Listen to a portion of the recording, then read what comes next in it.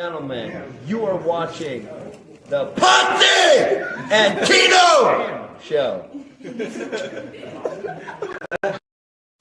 the Potsy and Tino show. Talk the facts and let opinions blow. Laughs, hot takes, and maybe a rant. Two best buds with a mic and a plan.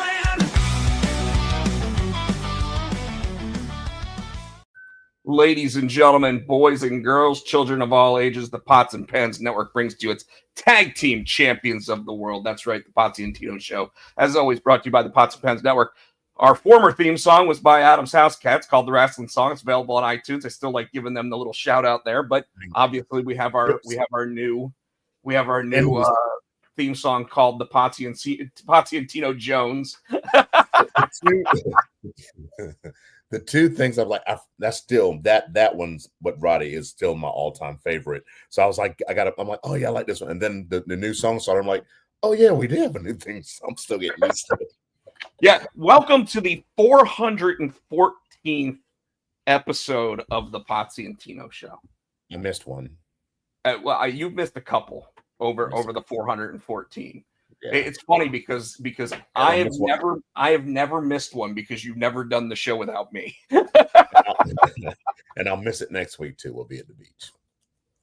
You know what? I'll be getting back from the beach, so I will probably be hosting the show by myself next week as well.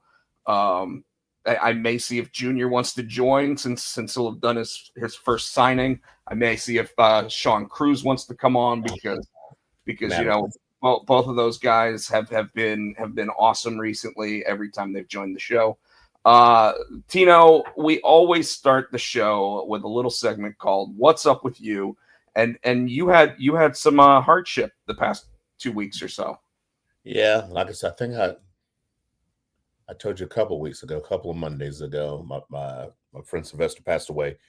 So this past week was, like I said, it was a blur. Getting ready for that. His funeral was Friday, which, I mean, funerals always suck, but that was a little harder to swallow, because that was mentor is big, but like I talk to you every day, and I also talk to him every other day. You know what I'm saying? So it's one of those, like, he got me. I started working with him at the Mission, and then he got me the job where I am now.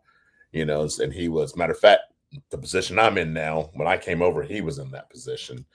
So, like I said, but at the Mission, when COVID was out and Nicole was sick, and you remember, they wouldn't let me come back to the Mission because they didn't want me bringing it back in. So I sat at home for like a month, paid, which was nice. But he called every day to check on me and to see how Nicole was, and just because everything was locked down, so I couldn't go anywhere. So I was kind of depressed, and so he came. I mean, he called and checked on me. So ever since then, it's like just call back and forth. I'd be on the phone talking to him when Cole come home, and like just on the phone, she's like, "Why she's like, you must be talking to Sylvester. You're on the phone, sound like a couple of old ladies just cackling." So just because we're just stupid, and it was hard. We got his funeral was Friday in Charlotte. We left here at 7. My friend Jeremiah, who used to work with us at the Mission, I rode with him, and we got there and we got to the wake. And it was weird, like, oh, so you obviously, I was numb, and every once in a while it would hit me. Thursday, I forgot to tell you, I hadn't talked to you. Thursday, was getting ready to go to work, right? Got out the shower, had Spotify playing, getting dressed. And you remember, the song "When I See You Again," that when Paul Walker died. And that's all over the place, right? So I'm getting dressed, and that song came on. I was like, shit, there it was. And that's what did it. That's what broke me.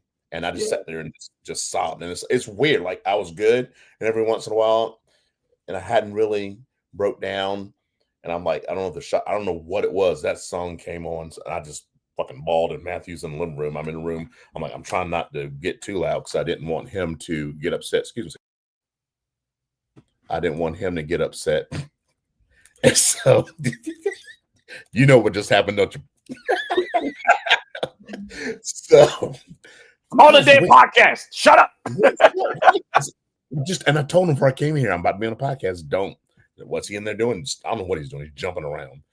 But so I was like, all right, cool. So I pulled myself together. I got dressed, left. I got in the car, and I called Nicole because I'm like, all right. And she's like, you all right? I'm like, no. And then I broke down again. She goes, are you driving? I'm like, yeah. She goes, pull over. I'm like, I gotta go to work. I can't be late. I can't be late to work. Bawling.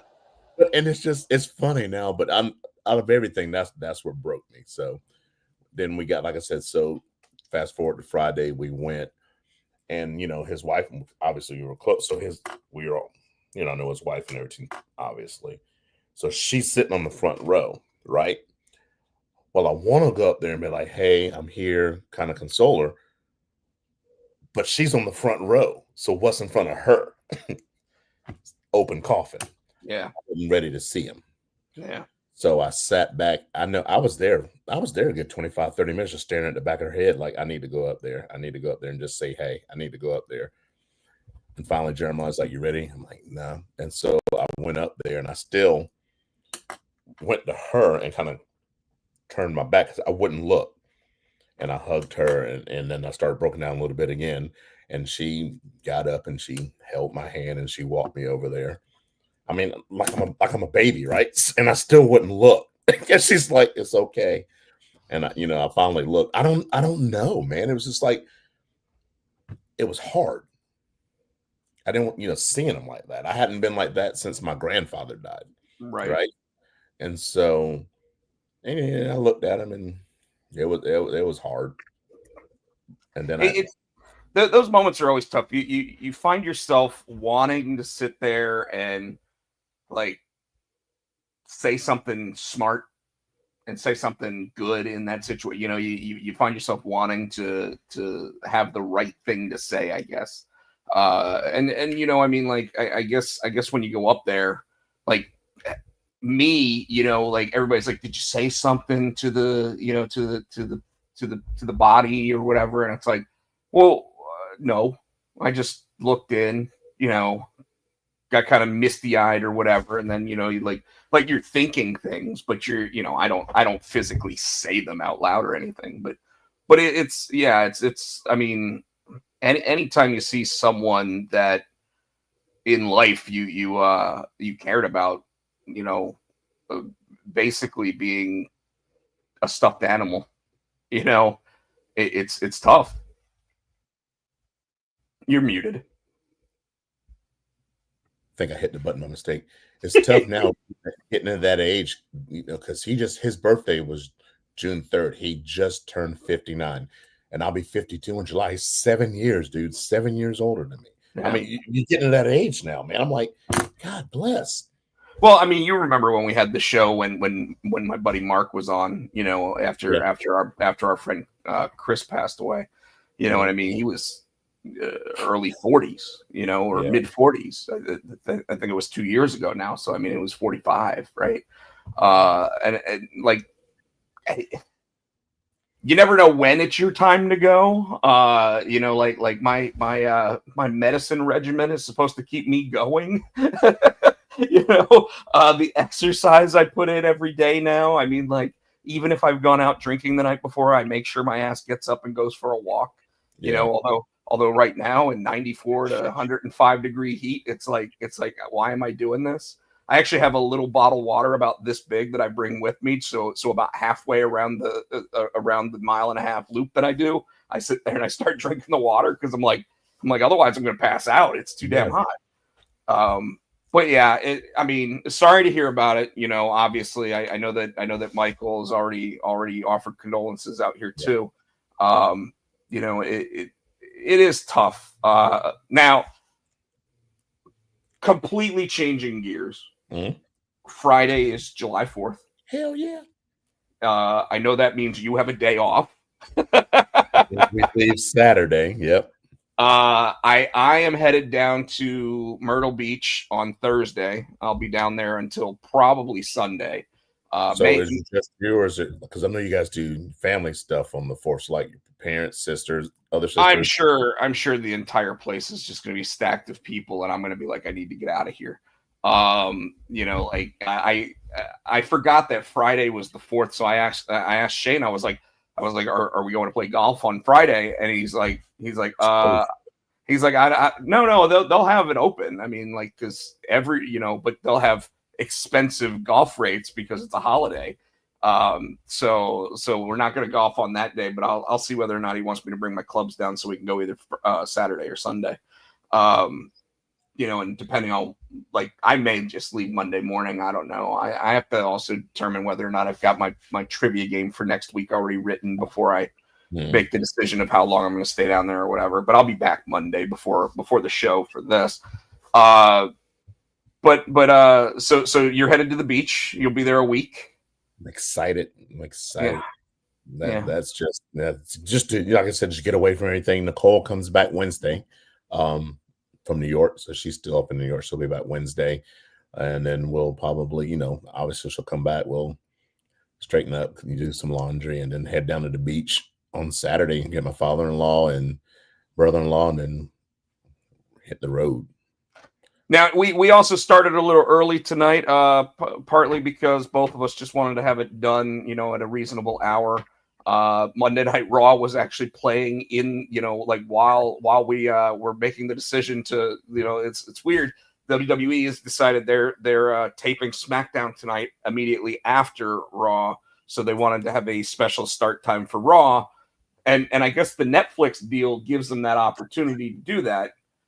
Because otherwise, what would probably happen was they would have taped Raw at 6:00 and then shown it at 8:00 on USA back in the day. But yeah, so I'll be doing that. But this Wednesday, I will be at Fight or Flight Comics from 10 to about 3, celebrating the release of Dreadmutt #1.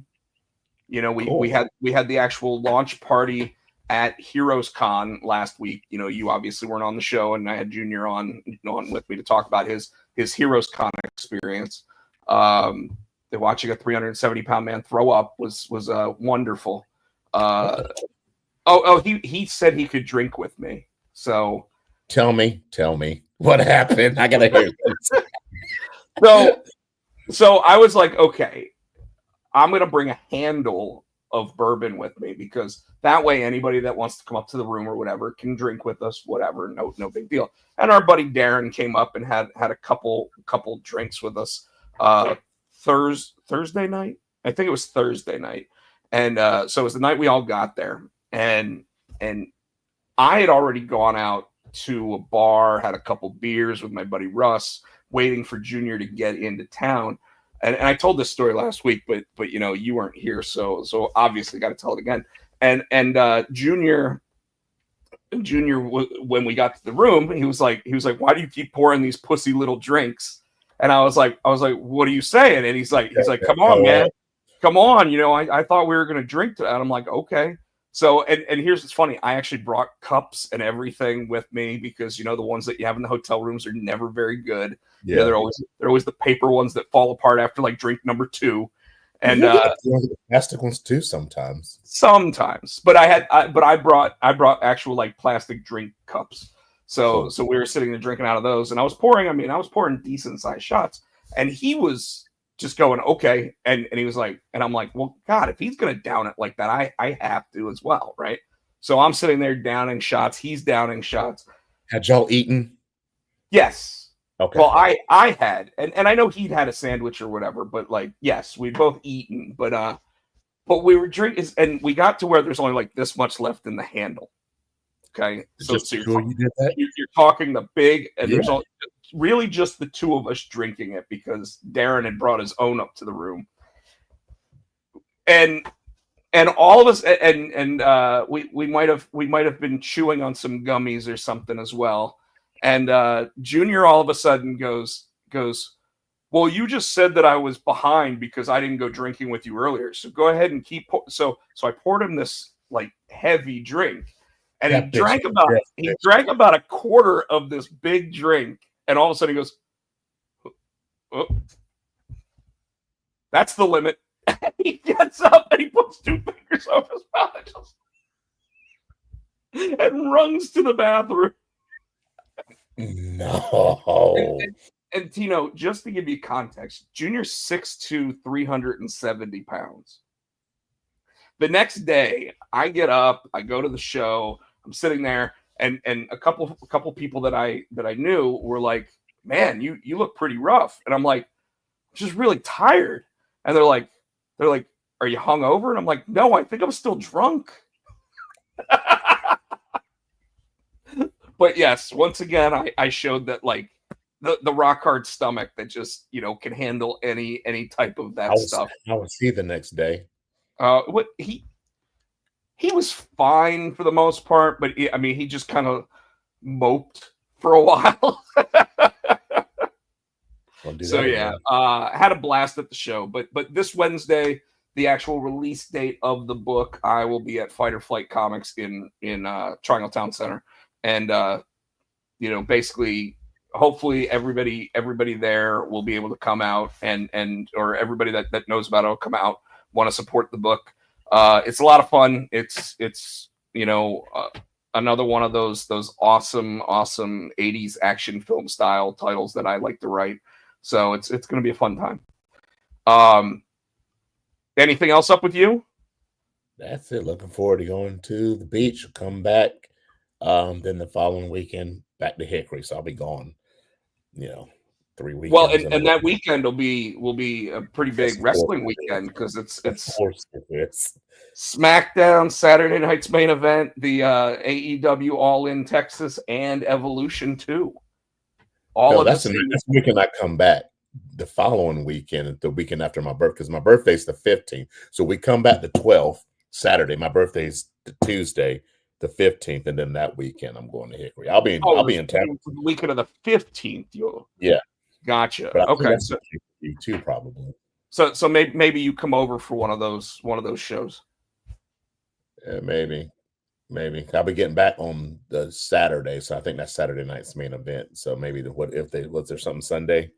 Because like I said, it's SmackDown on Friday. It's Saturday night's main event on Saturday. I think All in Texas is that Saturday night as well. Yeah, And then Evolution is on Sunday. I might come And there. there might even be an NXT show on Sunday as well.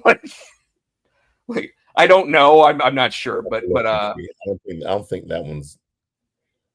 we'll I don't think figure that it one's in Atlanta. Whenever they're in Atlanta, but anyway. So caught Went and up saw on Ballerina. Went and saw Ballerina yesterday, by the way. what you think? Dude. Dude. That chick was badass. I liked how she gets her ass kicked just as much as John Wick did in his movie. But with her, it's because she's so much smaller that she's going to get her ass kicked by people. And I think not that I didn't appreciate, but I was like, the unreal. So John Wick, when he's shooting, he's reloading, right? She just kept shooting and never ran out of bullets. I'm like, I never saw her reload. I'm like, I think it's because she kept picking up other people's guns. she had that one gun when she was in that little town, and she just kept shooting. I'm like, bitch, you out of bullets now.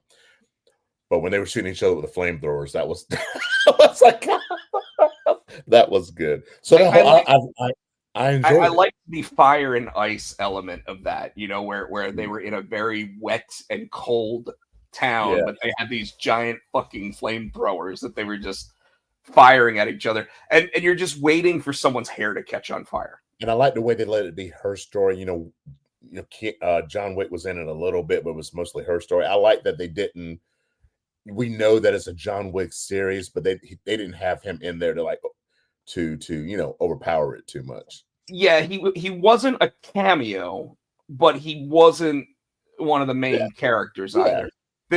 Although it is almost obvious to me that, okay, folks, the movie's been out for about 3 weeks now, so unfortunately you're gonna have to listen to this.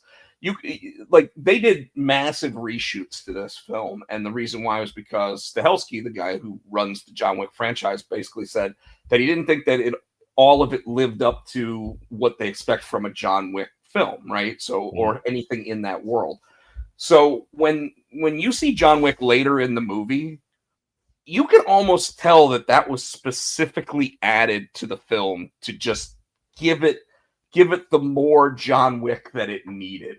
Because well, you can tell. And like, for example, when he's going up that tower or coming down the tower, and they're, you know, like, and someone's like, he's just one man, and it's like, yeah, but it's John Wick, you know.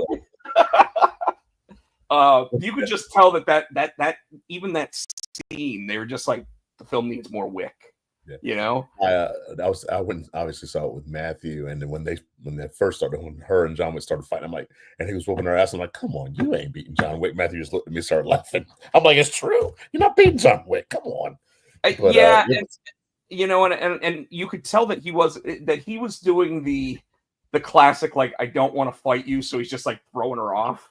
You know, he's like, just go over there, just stop trying to hit me. You know, like. Matthew was like, she reminded me of the black way, like the school, like the fighting part of her, the way she was fighting in the school. I'm like, yeah, I can see that.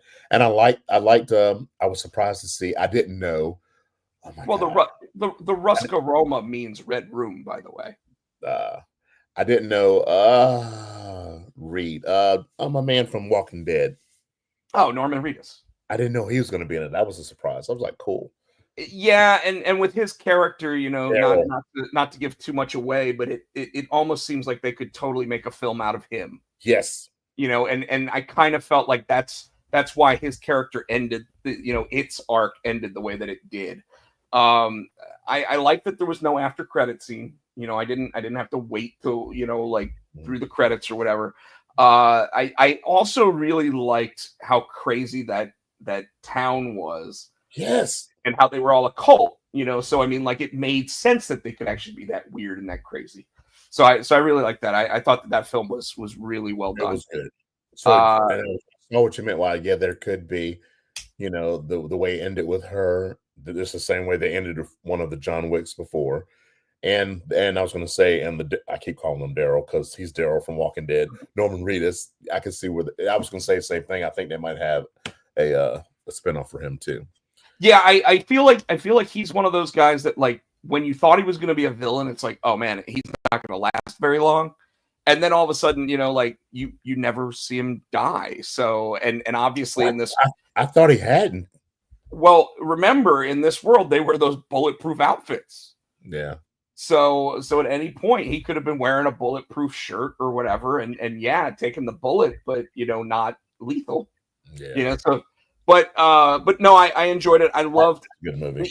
You could tell that the first sequence where you see John Wick in the film absolutely is meant to be as he's getting his ticket torn from John Wick 3. Mm-hmm. You know, so you can tell where it's in between John Wick 3 and John Wick 4. I didn't really feel like him showing up later in the film made any sense, and it's because if you remember in John Wick 3, he's excommunicado, so he's got millions of people chasing him. So all of a sudden, he just shows up in this random town up in, like. Well, I think I thought maybe they figured that he's the only one who can handle himself. Maybe they paused the bounty on him for him to do the job. Well, they did say that when he came into the town, that nobody was allowed to kill him. Mm-hmm. So maybe that's where I got that. I thought maybe that's what they did. Yeah, but the guy had like a $20 million bounty on him at that point.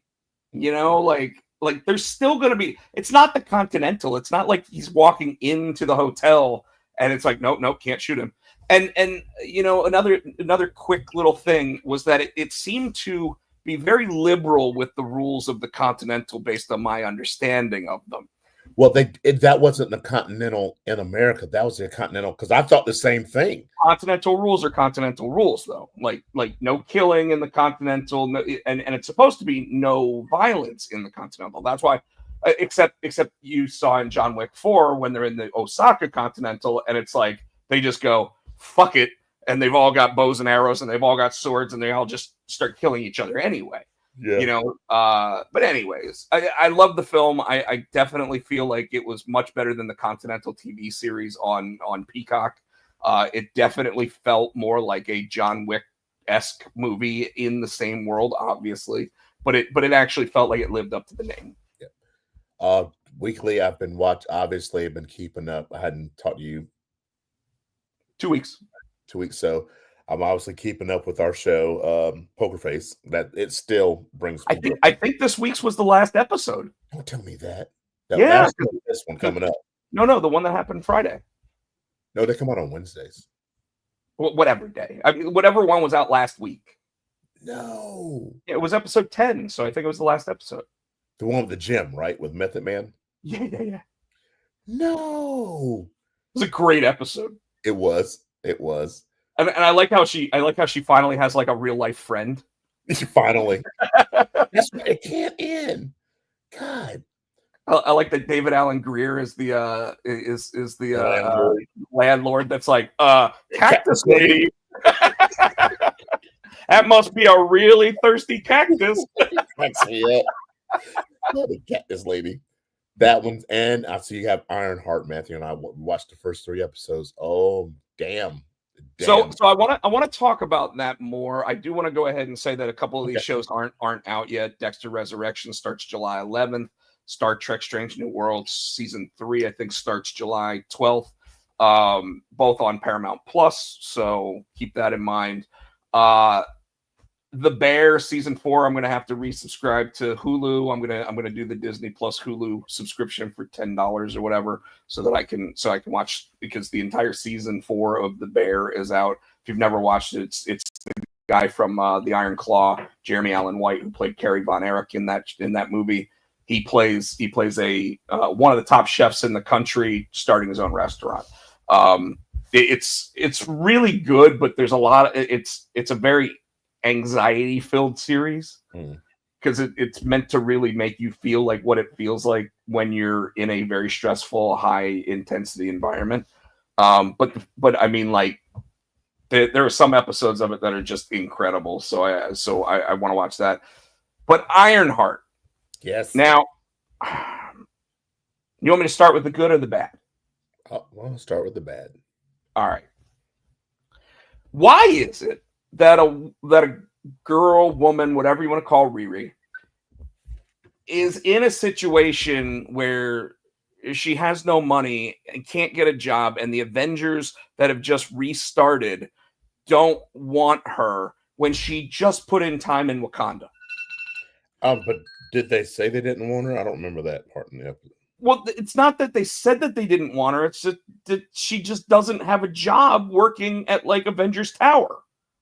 Well, she got kicked out of school, so yeah, but she got kicked out of school. But here she is, still with a suit of armor that she just stole from the school. I think remember, no, she didn't steal it. Remember, they were like, "You could take what's yours." She said, "I built it." So. And she brought it to the school with her. I get all that, but my serious problem about it was that, like, it seemed to, and I don't know who I blame here for it. I felt like the whole idea that Riri is down on her luck to where she's like, she needs money, she needs this, she needs, and like, so what does she do? She goes to a life of crime. Now, it's a trope that happens all the time in these types of shows, but I find it really interesting that, you know, like, and she even said Tony Stark had money, and that's how Tony Stark was able to build everything they built. But if you remember, Tony didn't have money when he made his first Iron Man outfit because he built it in a cave. In the very first film, that's how he gets out, you know, because he's being held hostage, and he builds that giant mech suit, right? I forgot about that. But in this show,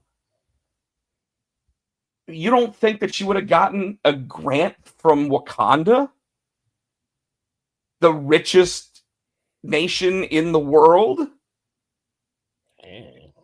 You know, I have a problem with that, because it's like they just went with the, and I hate to say it, but it's like, oh, when it was the white guy, he was a rich guy, had all the money, or when it was Peter Parker, he ended up getting a job with the rich white guy, so he was able to continue building on his stuff.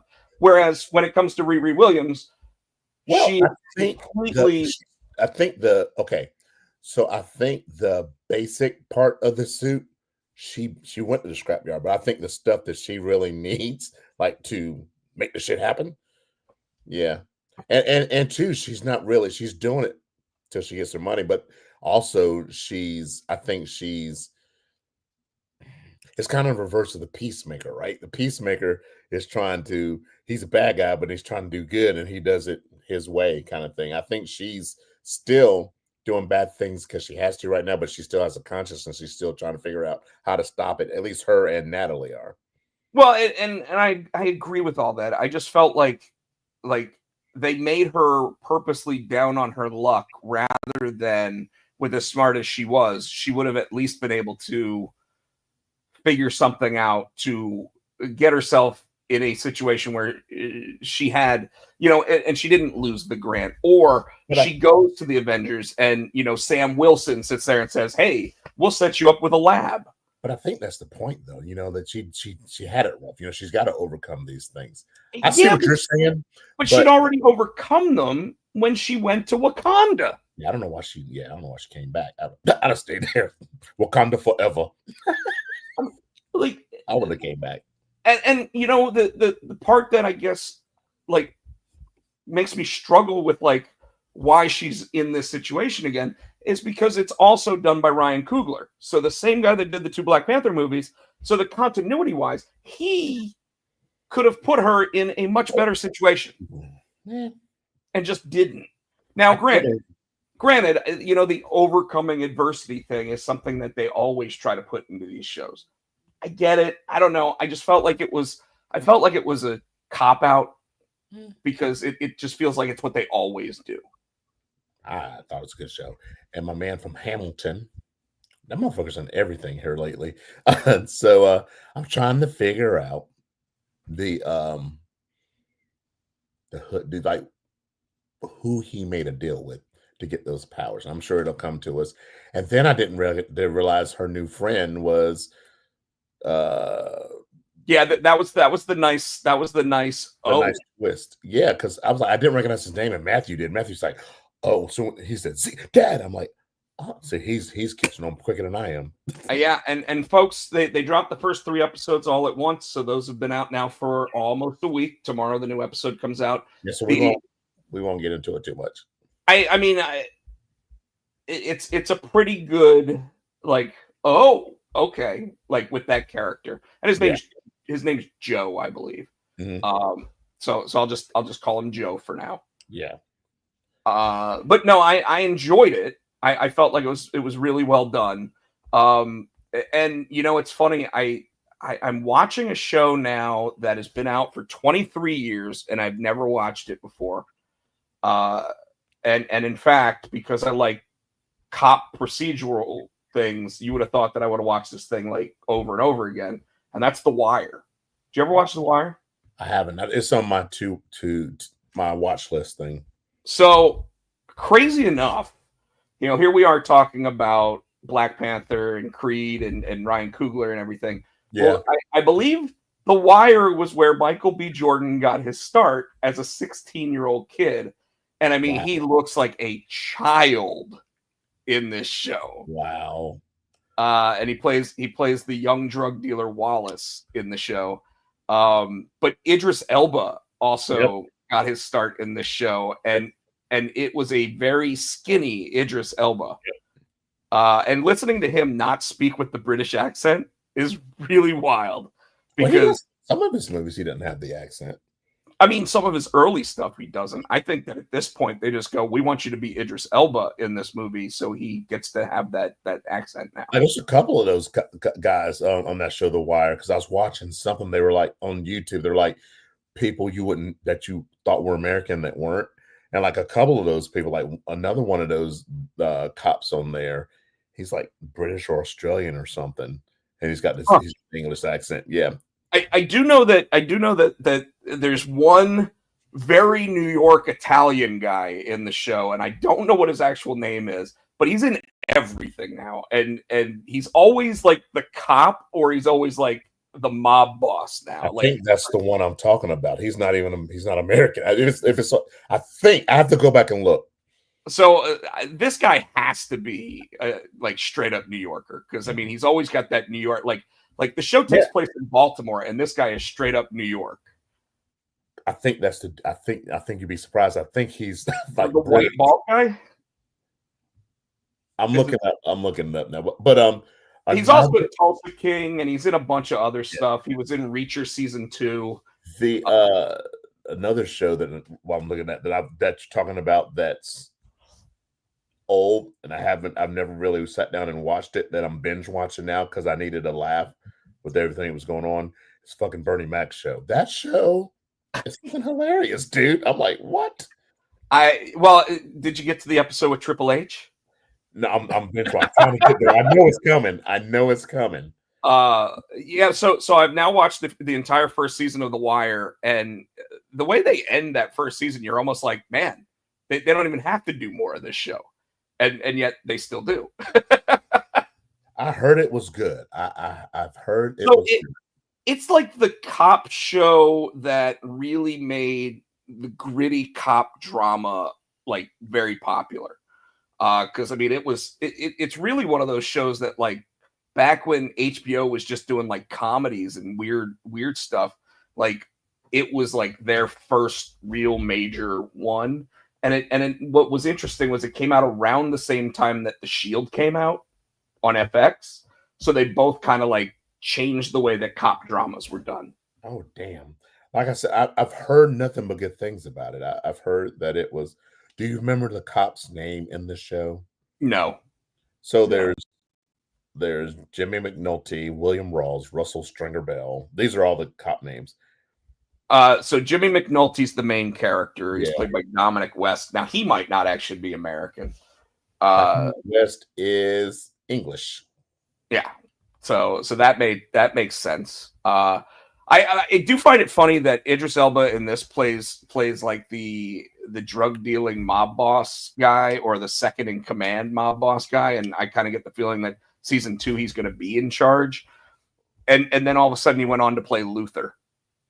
You know, I think that William. I think the bald guy you're talking about, William Rawls. I don't know if it's. I don't know if is that him? No, not him. Not him.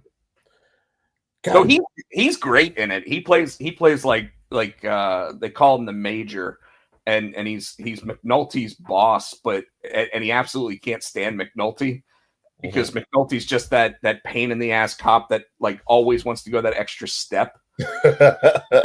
You know. So, anyways, but yeah,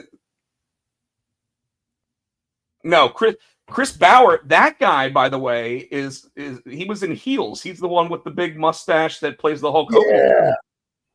That's Chris Bauer. This guy? No. Damn it. I'll figure it out. Because they don't have you don't know the dude's names. I'm like, this guy? No, I don't know his name, so it just is what it is. Anyways, I'm done talking about TV. Are you did you have anything else you wanted to talk about? Bernie Mac, Ironheart, Ballerina, Poker Face. I did watch a funny movie last night with Ryan Reynolds. It's an old movie, and I've never heard of it. It was called The Voices, and apparently it's a horror, but it's got Ryan Reynolds, so it's like more of a comedy. Had Ryan Reynolds and the chick. He was in Amityville Horror, and Anna Kendrick. So he's got a schizophrenia, so he hears voices. So he's always talking to his cat and his dog, and he doesn't take his medicine. So his apartment always looks neat, but when he takes his medicine, it's fucked up. So he kills people because the cat and the dog tell him to. But he doesn't mean to. It's called The Voices. You got to check it out. It's supposed to be a horror, but it ended up being, I thought it was funny. What's it on? What did I watch that on? Was it? I have to tell you. I think it was Prime. Was it Tubi? No, it wasn't Tubi. I watch movies on Tubi. I watch movies on Tubi all the time because they have shitty horror films, and I love shitty horror films. And they also have good shows. I just get tired of the commercials.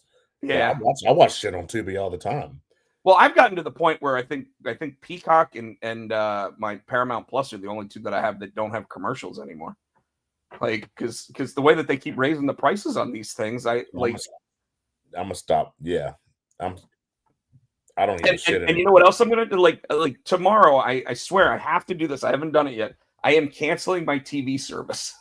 You keep saying that. I just haven't called them. And I just got my new bill, so it's like, yeah, now it's time to cancel that TV service. Yeah, it's Prime. Okay. Yeah. Well, Okay. and there was no, but that one's paid. I have to look and see when it's free. Speaking of Prime too, last weekend I watched Sinners. Have you seen Sinners? Oh yeah, and it's coming to Max on Friday. Dude, that was a good movie too. It's excellent. Yeah, that was yeah. It's Ryan Coogler. And it's funny because Nicole, she's got the ADHD, so usually when we're watching movies and shows, she's watching, but she can't just sit still and watch. She'll be on her phone playing a game. She didn't pick up her fucking phone the whole it was over 2 hours. She's like, that's how it had her. It had Queen ADHD's attention. So you want to hear some really cool shit like behind the scenes for that? Yo. So the movie Sinners, the deal that Warner Brothers signed to get Ryan Coogler to direct that movie and make the movie is unprecedented because pretty much they hold the rights to the film for 20 years. Right. And then at that 20-year mark, the rights revert back to Ryan Coogler. Okay. So if he wants to do something special with the movie 20 years from now or anything else, he owns that movie again. So if they so they own it, could he do, I mean, for example, if they want to do a sequel, would he have to go through them because he doesn't own it? You know what I mean? So, I mean, well, every movie that comes out always has a major, like a studio that licenses the film and then distributes it for you. Most times that means that they own the movie because they just buy it off of you. You direct it or whatever. But because of the content in the film, where it was basically about the two African-American brothers that want to own their own business, he wanted to own the movie. So he also, instead of the way that directors a lot of times get paid for these films where they get part of the money after it's made back its box off, like after it's made back all of its costs, he actually got day one gross, which meant like he was paid from day one. So so as day one, or everything after day one too? Yeah. So basically, like, he got a portion of all the money that came in from it, not just the profitability. The movie also, like, it got, like, the reviews were amazing from the get-go, but the news market for it, so like Variety and things like that, there was somebody out there that talked like crazy shit about the movie, and not about the content of the movie or anything, but that in the first week that the movie was out, like, the movie cost like $70 million to make, okay? And it made like $54 million at the box office week one. So they were calling it a critical failure. Oh yeah. Now the movie went on to make $360 million at the box office worldwide, 200 and something here, 100 and something overseas. So the movie's not a critical failure at all. It is a massive success. But the guy from Variety, I believe it was talking about how, since the movie didn't make back its entire budget in week one, that it was a critical failure. And it's like, shut up, Dave. But Hollywood jumped in, like Ben Stiller and all of these other directors, and was like, we're all like, what the fuck is wrong with you? Like, this is, you expect a movie to make back? You think an Avengers movie makes all its money back in the first weekend? No, get the fuck out of here. Like, it was a good movie. We wanted to see it, and it was on Prime, and we were going to rent it, but it's like $4 more to buy it. I was fucking bought it. I'm glad I did, because it's one of those movies where you go back and watch it and you'll catch something. So I want to go back and watch it, see what I missed. Yeah, I mean, it's a very well done movie. Now, I was having a conversation about it yesterday, and I joke that very, very similar to how I joke that the Fast and Furious is basically just a remake of Point Break. Mm-hmm. Like when you think about like the concepts of the movies and everything, like, oh, it's a guy that, okay, in Point Break, he goes and becomes a surfer, but then he goes and joins this team of people that are trying to rob banks, right? Whereas Fast and Furious, instead of surfing, it's cars, but they still try to rob shit, right? So it's the same fucking movie. You know, like this to me, Sinners was very similar to From Dusk Till Dawn. And here's how I'll explain it. Just the last bit, not the whole movie. The whole movie Well, hold had on. all the different symbolism and meaning in it too. But well, they both did. Because if you remember, From Dusk Till Dawn was about a preacher that had lost his way and all of a sudden becomes a vampire movie. Okay. So whereas Sinners was about a preacher's son who lost his way and then it becomes a vampire movie. I think that was part of it, but you also had Michael B. Jordan had those two characters, and they had you know, Right. You had the two brothers. Well, guess what? You had, well, they weren't the Frog brothers, but you had the two brothers played by George Clooney and Quentin Tarantino in From Dusk Till Dawn. Like, who were the criminals? You had the same elements. Now, is it the same movie? No. It's not meant to be the same movie. But if I were to sit there and have a conversation with Ryan Coogler about how I could see the similarities between it and From Dusk Till Dawn, I don't think he'd be able to argue them. Both movies are basically two movies in one, because at the beginning of Sinners and at the end of Sinners, it's about that KKK situation. and it all took place in 24 hours. I was like, shit, all that happened in a day. I'm like, fuck. And by the way, From Dusk Till Dawn, it all happens when they get to the one brothel. So it all happens in one night. The movies are so very similar. I guess I could see that. Yeah. And it's not meant as a slight or a dig or anything else. Like if he said that it was his spiritual remake of that movie, I would totally go, okay. You know, the big difference though is that in From Dusk Till Dawn, you're talking about like the symbolism of like Mexican history. And in Sinners, you're talking about the blues history and the history of African Americans in America.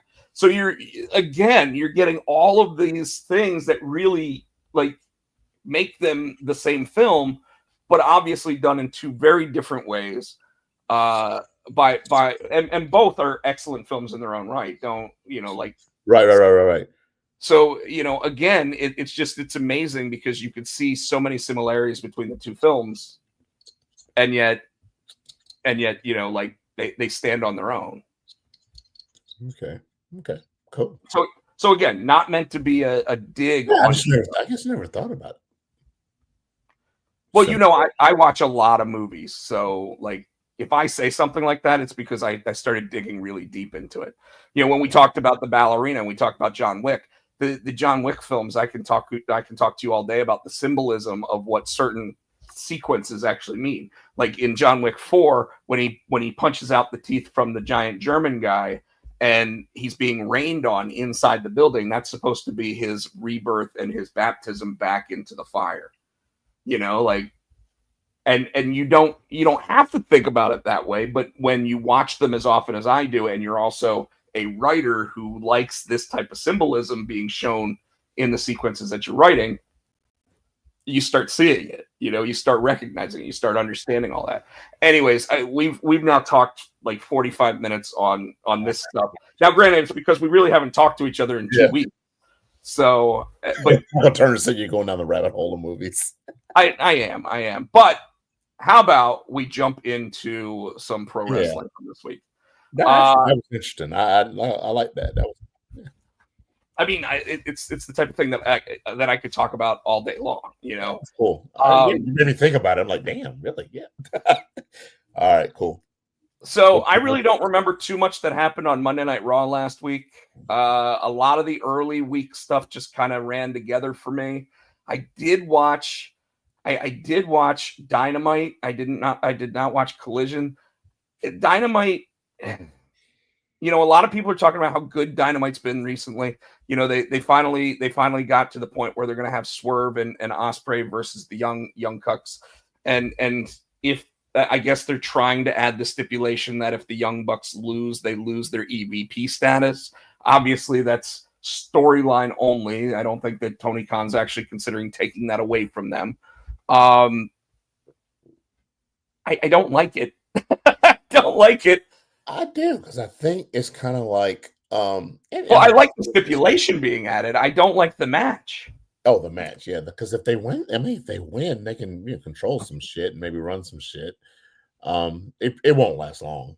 I like the possibilities of Swerve and Osprey Osprey. getting in charge. It's kind of like they did when Stone Cold. Remember when he was like the CEO? You know what I mean? Or even when he was a general manager. So they could do some shit. We'll see. I did want to talk about the Nikki Bella thing. Like they brought Nikki Bella back only. For Evolution. Yeah, but now they had to scrap that because Liv had surgery. Liv's out. Dude, there's a lot of people on the WWE roster right now that are out with injuries. Dominic Mysterio's out with an injury. Otis, nobody knows what's up with him. They're wondering if his last match was May 3rd. We're now at the end of June. Yeah. Chad Gable and although, okay, since I was watching a little bit of Raw tonight. Oh God. Don't spoil it. Chad Gable was interviewed and he had his arm in a sling. And Adam Pearce said, well, I guess this means that your buddy El Grande Americano is also going to be out with injury. And I don't know what they actually did with this storyline, but there was something funny that happened backstage before I came up here, and I didn't get to see the outcome of it. So I'll watch that when I go back downstairs. But I mean, all of them out injured right now. The good news is it means people like Karrion Kross are getting an actual opportunity to show what they can do. I was reading too, somebody else they're getting ready to push big, which is weird because his wife just lost. They're saying that they're very, very happy with Aleister Black. Sure. They're going to start. So he's getting ready to get a push. Well, it's going to be interesting how they push him when he cold-cocked Ron Killings on SmackDown this week. And you know that the crowd is massively behind Ron Killings right now. So he might be a heel, but they're like he's going to start getting a lot of big wins. So I don't know how far they're going to push him up. The Killings thing, is he done with Cena now? So on SmackDown, he came up and he went up to Aldis again. Yeah. And it's funny because Aleister Black was sitting there demanding something, and Killings jumps in and just goes, "Back off, dog! Back! I said back off!" And it's like, he's still being funny, but it's not meant to be funny.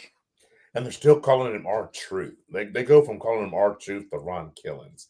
I think he's calling himself Ron Killings, and everyone's having trouble saying Ron Killings because he's been R-Truth for so long. So maybe it's just the commentators are told, "Hey, call him R-Truth," but he's allowed to call himself Ron Killings now. So there were some things on SmackDown I wanted to talk about, but I did want to talk about a little bit more of Dynamite and Collision first. Okay. Specifically, apparently there's backstage talk of reuniting Edge and Christian for their final run as a tag team before they both go off into the sunset. What? Which to me, and apparently this storyline got pushed back because it was originally supposed to start about the time that FTR turned heel and gave the concerto to Edge, but Christian actually turned it down at that point because he felt like his patriarchy storyline hadn't finished properly. So he didn't want to be a heel for the patriarchy, but helping Edge, right? Or Adam Copeland, if you will, in this moment. They call themselves now because they can't be Edge and Christian. So you know what I mean? Well, they can't. I mean, they could figure something out. I mean, it'd be Cope. I think they tested the waters. Christian and Cope. I don't know, but I think they tested the waters. Because at once, I think in a promo, somebody said you lost your edge. So I don't know if they were just throwing that at her to test to see if WWE say anything. You know that's one of the things that they do. That's how Billy Gunn got to start calling himself Billy Gunn again. And then he just filed the trademark after WWE let it lapse. So but Copeland is also wearing a shirt that says Legend, but it's spelled Legende, not Legend. So, anyways, but there's that kind of going on. So I have a feeling that this Christian and Nick Wayne trying to be the first father-son tag team champions. Stupid. With them trying to do that, like I think that Nick Wayne's going to turn on Christian. And we're finally going to get that. Well, and you can start seeing the they're starting to shape that now with every time he says something and Nick just looks at him sideways, right? And so it's coming. It's coming. But I thought maybe he would turn face, but you're right, he might stay heel and they might turn on Christian and cause him. Well, and that would allow Edge to come down and make the save on Christian. Yep. And we can totally forget about the whole "go fuck yourself" moments. Yes. Yes. So a couple things that obviously we've got the All In Texas coming up. Go ahead. Think of Moxley still trying to commit murder on national TV with that chain, because we know we're supposed to suspend our disbelief and it's fake, but I think because he's getting sued, obviously, right, by the cameraman. He got carried away with that chain. Because you can see the marks on Hangman's neck. There's being stiff and there's being careless, and I think he's being careless. It's a really good question, because I think he believes in this character arc so much that's why he's being as reckless as he is. And at the same time, he's not legitimately hurt somebody. He probably already has. I mean, with the amount of time, remember when he had that barbed wire, or not even barbed wire, but the nails sticking out of his back and they couldn't pull it out? Like, he could have paralyzed himself. And it's not like they practiced that backstage. It's funny that the two world title matches that they're going to have at All In Texas, I have no interest in either one of them. The Mercedes Moné versus Toni Storm match, I have no interest in, because I don't give a fuck about Mercedes Moné, and watching her beat Toni Storm is just going to be worthless to me. And then if Hangman does beat Moxley, which I don't see that happening either, then it ends that entire Death Riders story, which he's been trying to push over the top for 9 months now. Check this out, though, right? Because we know that'll probably be the main event, right? Also, yes, we do. Also, that night we've already talked about is the VP. So I'm thinking Swerve and Ospreay win and do something funky in that main event. They might. I don't know. And I think that would make it interesting. They need to do something, because as good as Hangman has been on his rise to this occasion, his redemption tour, that's what I'm calling it. Maybe, I don't know. But it's funny, if he wins the title, he only becomes the third 2-time AEW champion. And I don't see Darby dropping from the rafters to make himself look like the new Sting to take on Jon Moxley. What they need to do is they need, like, that casino battle royal, in the winner of that, like the number one contender or something. No, they get to call their shot. Well, they need to call their shot that night, right? So shake it up and make Moxley lose. Like, make it a 3-way, and somebody, you know what I'm saying? And somebody else wins it. So it's not Moxley, it's not Hangman, it's somebody you don't expect. It's funny you say that, because I want to talk about that when we get to Night of Champions. Okay. But and the only other thing that even mildly interests me right now when it comes to AEW, and I hate to say it because the wrestling's been excellent, but I don't care about AR Fox going up against whoever. Like, Ricochet. I didn't either, but the Gates of Agony coming out and fucking up AR Fox and walking off with Ricochet. Now I'm interested. I mean, I'm more interested in listening to whatever Stokely Hathaway has to say. I almost want to see that faction go against like the Hurt Business faction. You know what? I would love to see it too, except if you notice, they're trying to make sure that we're booing the Hurt Syndicate by adding MJF to it and being the scumbag, right? And it's not working. People are cheering them. They're singing their theme music. They're going, "We hurt people, hurt people, hurt people, hurt people." You know, like we get it. They hurt people. Okay, It's still catchy. I love it. I'm sorry. No, that's the problem. It's saying too catchy. It's too catchy. That's definitely a problem. Anyways, that's really all I wanted to talk about when it comes to Dynamite and AEW in general. Like I'm not interested in either of those world title matches. Isn't it sad that I'm more interested in Gunther versus Goldberg? I'm not interested in that at all. So SmackDown, a couple really fun things happened. Okay.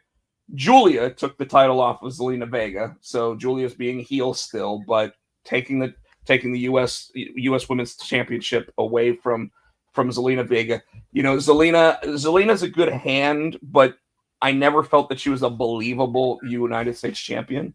You know, just like when she won the Queen of the Ring in the inaugural Queen of the Ring, I was like, oh, that was nice to give her a nice little pat on the back. You know, like, okay, now that you get that world title match at SummerSlam, Zelina Vega's not winning that Queen of the Ring ever again. You know? But Julia's been solid since her call up. This is a nice stepping stone for her, puts her in a situation where she'll get matches on the regular on SmackDown. Cool. Where is it? The Street Profits against the Wyatt 6 match where everybody came in and interfered. I guess that's supposed to keep the belts on the Street Profits and make them not look weak, because they would have lost those belts to Wyatt 6. I think Wyatt 6 is hotter right now. I think the keeping them strong thing is interesting. The attitude on the Street Profits recently has been kind of tweener instead of being babyface or heel, because they even have babyfaces and heels both going after them for those tag titles. This, I think, is going to lead to a big time match either the night before SummerSlam being 2 nights.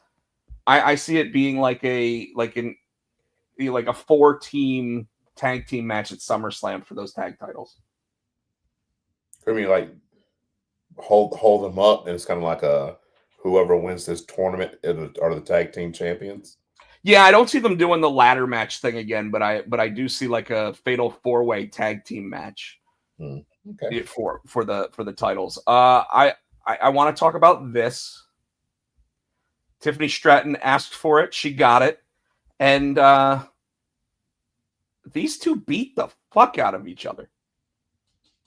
Like, I'm surprised. Like, you know what? And I know that it was done to make sure that Tiffany looks like a credible champion.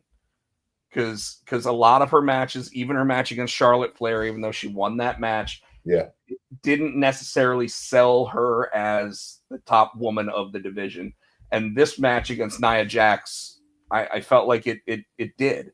You know, it wasn't quite the Backlash 2004 Randy Orton versus Mick Foley for the Intercontinental title match, but it definitely felt like this solidifies you at the top of the mountain until you lose that belt at SummerSlam.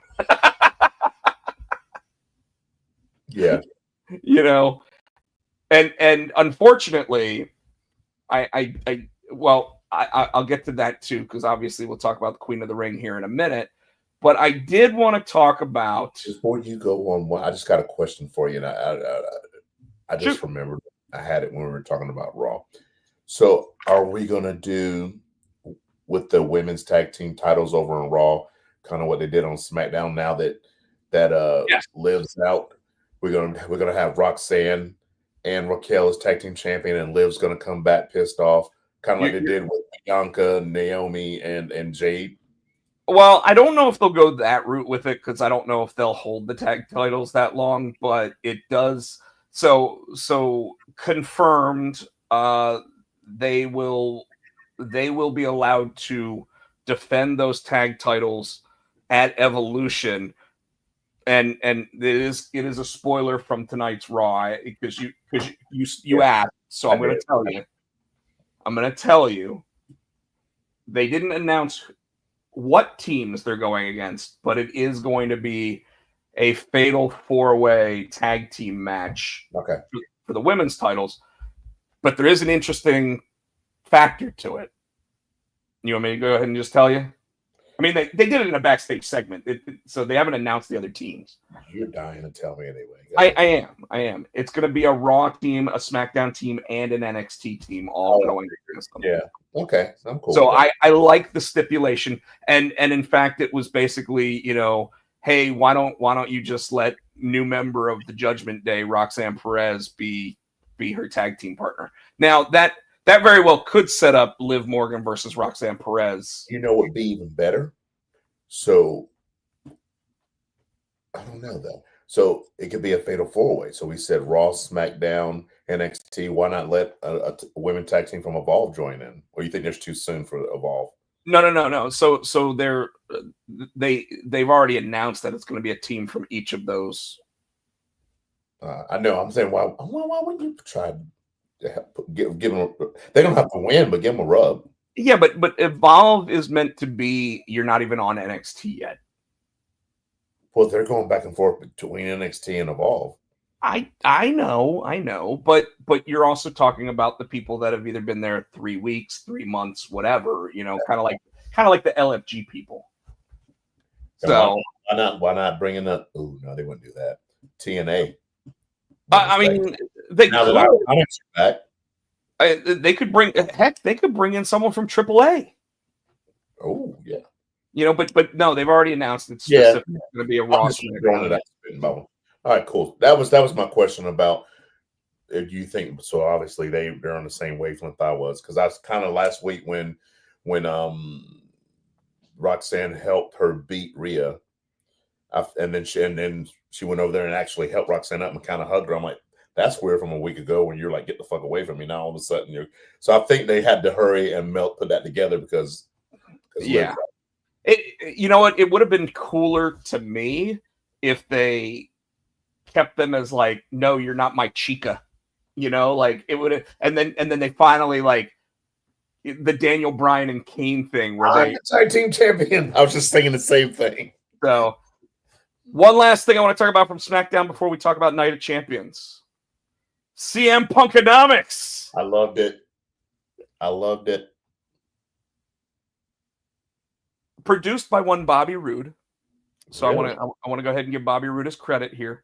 I don't know who, if I had to guess, CM Punk actually wrote most of those rhymes himself.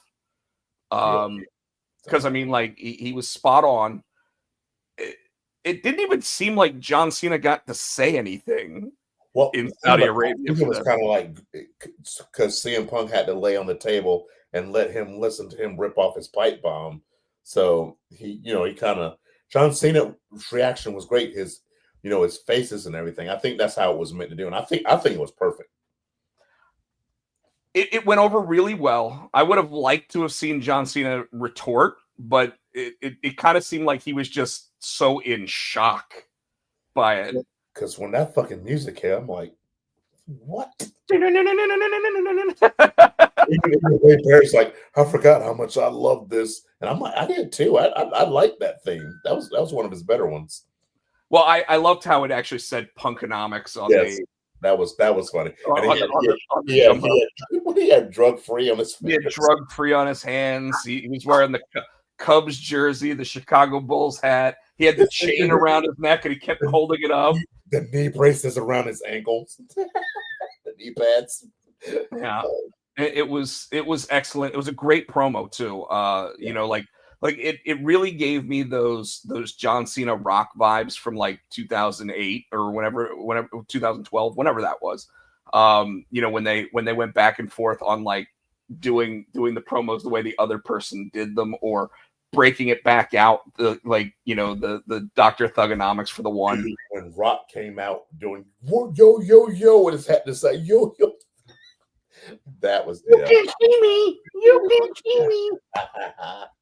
I liked the knock on Nikki Bella during it's like yeah, I wouldn't want to work here either after they hired my ex-girlfriend back. I thought I really enjoyed it. I felt like it was the perfect response to Cena stealing the pipe bomb. And it worked well. The fact that but you're right, the facial expressions on John Cena throughout that entire thing just made it feel like he had caught him off guard. He wasn't expecting it, and that's why he had nothing to say after he started. And they ended the show at it. That was perfect. Cena didn't need to say anything. That was perfect. Yeah. All right. So now let's talk about the Night of Champions. You got the results and everything, or something? Well, I think I've got all the matches actually pulled up on here now. Yeah, I think I do. Hold on. Yeah, I do. They might not be in order, but I'll try to keep them in order. So, started off with the King of the Ring finals, Cody Rhodes versus Randy Orton. They had talked about how the two men had gone up against each other in their careers 10 times before this in singles competition. Randy Orton having a 7-3 edge. Randy Orton goes down with a seeming back injury early in the match. Mm-hmm. Seems to affect him for the entirety of the rest of the match. At first, I was like, I'm sure it was scripted, but it looked real because he did it. What was it when he did the superplex? And then he landed on the bottom, and you could tell. There's a look on his face. Like part of me was like, was that because he just kind of froze and his whole back went, and the look on his face was like, oh shit. So I'm like, is that part of it, or did he really hurt himself? You know? Well, and Randy being the professional wrestler that he is, might have even remembered what it felt like when he did have that pain in his back from doing a move like that back, you know, before he had the surgery. And you know, it's very possible that was got it. So because remember long ago they had Randy Orton like for a couple weeks make it look like he was getting a concussion every week. Yeah. And how good he was at like looking glassy eyed and everything else. Okay. You know, so I think that he just like those facial expressions from John Cena during that promo, like he was selling, and you know what, it was masterful. A hell of a job, because I was even like, ooh, you know, but finished the match, and it, like I felt it was a good match. It seemed interesting to me when Randy Orton's, you know, like you saw Cody Rhodes doing a couple things that made it look a little heelish. Then all of a sudden you saw Randy Orton do a couple things that made it look heelish. Like when he brought the chair into the ring and then the referee takes the chair away from him just so he can pull off the turnbuckle. I kept waiting for Orton to come back because he kept looking. I'm like, he's going to come back and jump Cody. He didn't, but I'm like, he kept looking.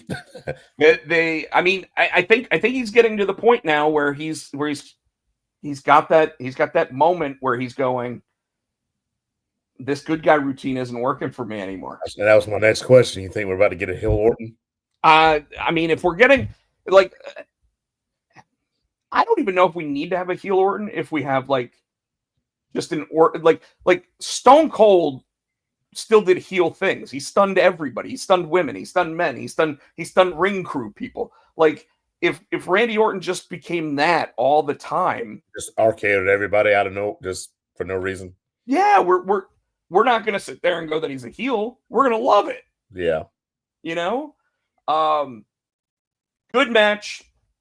I don't really care if Cody wins this or not. Cody ends up winning. Now we've got the way that they explained it was was because both of them were SmackDown brand people that the winner of this match goes up against John Cena at SummerSlam, or the winner of that match. Obviously, he had the match later. But so Cody Rhodes goes over. It did look like Randy was thinking about what to do in that situation. But he was still like giving him his prompts. But the look on, again, it's the facial expressions. He's giving them props. And Orton's like, fuck you, dude. I don't want your props. It's just the look he had on his face. He's like, I will still come back in there and whoop your ass. Yeah. So very enjoyable match. Had a blast watching it. I believe the next matchup was the Rhea Ripley versus Raquel Rodriguez street fight. Now, I want to point out that they were in Saudi Arabia for both SmackDown and Night of Champions, right? Did you notice that 2 of the 3 women's matches that they showed were a last woman standing match and a street fight in Saudi Arabia, where women just a couple years ago weren't even allowed to be on the card? Yeah. So I think about that, but yeah. Like they purposely went that extra mile to show that these women are able to do just anything that the men can do. I like it. And you know what? That's a nice little, slap to the nuts of the of the Saudi government, if you will. Rhea took more punishment than I thought she was going to. It was a back and forth match. It was a good match. This was reminiscent of their NXT match where Raquel actually beat her. Their street fight in NXT that they had. I cut you off. Continue. Oh no, I was just saying. To me, it looked like Raquel was a little bigger than Rhea too. I don't know if Raquel's put on, and not bad, but she's a little more mass, like muscle or whatever. She wasn't. I think she. I mean, we know that. Well, as far as we remember, she's with Braun Strowman, and they're always in the gym together. Yeah, that's what I mean. Yeah. I could see that, but when you said that Rhea took more of a beating, I think it's because they're really good friends outside the ring. So, kayfabing it a little bit there. They really are good friends. Yeah.